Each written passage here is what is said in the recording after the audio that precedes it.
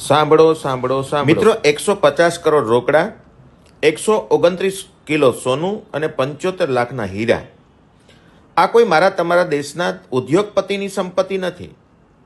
આ એક મંદિરના પૂજારીને ત્યાં રેડ પાડવામાં આવી છે અને એ ઈડીની રેડમાં આટલી વસ્તુ મળી આવી છે.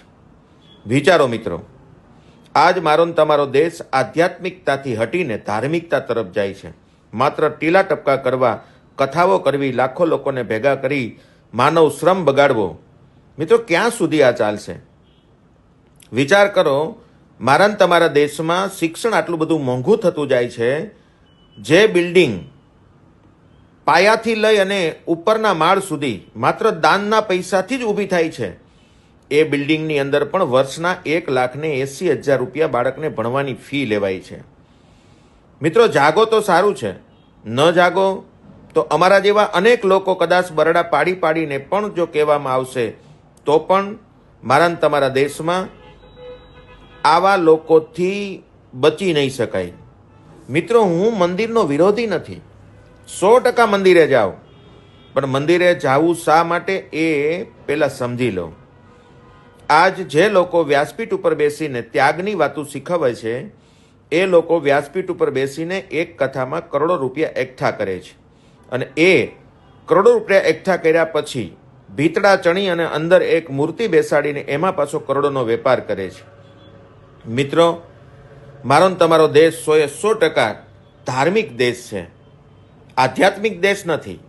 પણ જો આધ્યાત્મિક દેશ કરવો હોય તો શિક્ષણની અંદર બાળકને સમજણ આપવી પડશે.